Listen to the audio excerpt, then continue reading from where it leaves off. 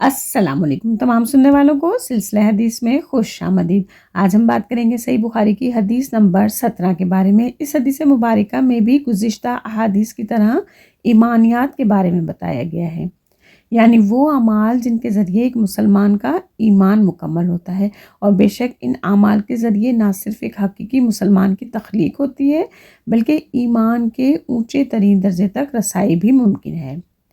तो चलिए आइए चलते हैं हदीस मुबारका की तरफ, और फिर उसके बाद हदीस मुबारका की मुख्तसर वजाहत भी बयान की जाएगी।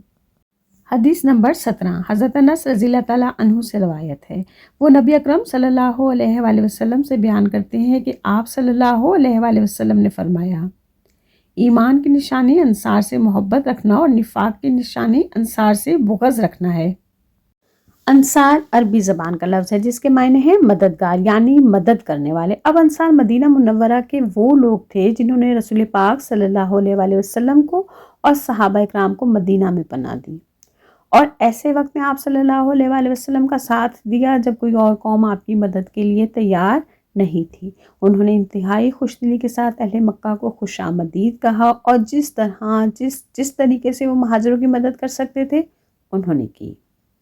अपने घर, अपनी ज़मीन और अपने कारोबार में उन्हें हिस्सेदार बना लिया, जबकि अहले मक्का उस वक्त बिल्कुल बेसरो सामान थे। दीन इस्लाम और अहले इस्लाम की मदद करने की वजह से नबी पाक सल्लल्लाहु अलैहि वसल्लम ने उन्हें अंसार का लक़ब दिया। लिहाजा इस हदीस मुबारका में अंसार की उस दरिया दिली, सखावत, बहादुरी जो इस्लाम को फैलाने का ज़रिया बने, इस वजह से हमें उनके साथ मोहब्बत रखने को कहा गया है। और ये ईमान की निशानी भी बताई गई है कि हम अंसार के साथ मोहब्बत रखें।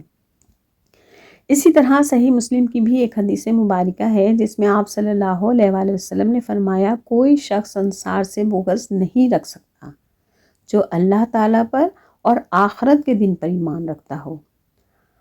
अब हम अंसार से किस तरह मोहब्बत करें, किस तरह अपने दिल में उनके लिए मोहब्बत पैदा करें। अगरचे हमने उन्हें देखा नहीं, हमारा उनसे कोई रिश्ता नहीं, कोई कारोबारी लेन देन भी नहीं, और ईमान का तकाजा भी है कि उनसे मोहब्बत रखी जाए।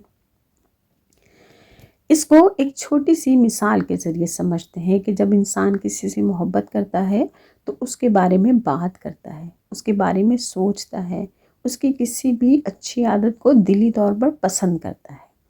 बिल्कुल इसी तरह अंसार के बारे में सोचना कि उन्होंने किस तरह इतने कठिन हालात में नबी पाक सल्लल्लाहु अलैहि वसल्लम और सहाबा इकराम की मदद की, उनकी उस सखावत को याद करना, उनकी बहादुरी को याद करना और इस्लाम फैलाने में उनकी मदद का शामिल होना, उन सब एहसानात को याद करते हुए उनके नक्शे कदम पर चलना ही अंसार से मोहब्बत का इजहार है।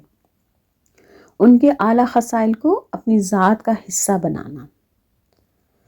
अब मैं यहाँ थोड़ी सी वजाहत कर दूँ कि हमारे यहाँ ज़्यादातर लोग सिर्फ़ उन अंसार को लेते हैं जो नबी पाक सल्लल्लाहु अलैहि वसल्लम के वक्त से चले आ रहे हैं, जबकि अरबी उल्मा इस हदीस का मतलब उस वक्त के अंसार और इस वक्त के अंसार दोनों को लेते हैं, यानी वो लोग जो ज़रिया हैं इस्लाम फैलाने का, वो लोग जो दीन के लिए मददगार हैं।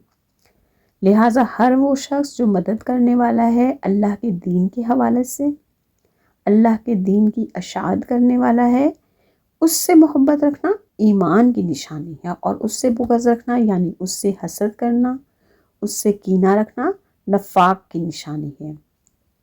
नफाक यानी मुनाफिकत की निशानी है। मतलब ये कि मुँह से तो कहना कि मैं मुसलमान हूँ लेकिन दिल से मुसलमान ना होना।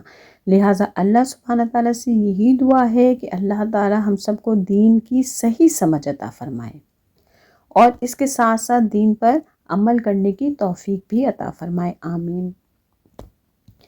अगर वीडियो पसंद आए तो लाइक और सदका जारिया के तौर पे शेयर करना ना भूलिएगा, और अगर चैनल पर नए हैं तो बराए मेहरबानी चैनल को सब्सक्राइब करते जाइए। इसके साथ ही इजाज़त दीजिए, इंशाअल्लाह फिर मिलते हैं। अल्लाह हाफ़िज़।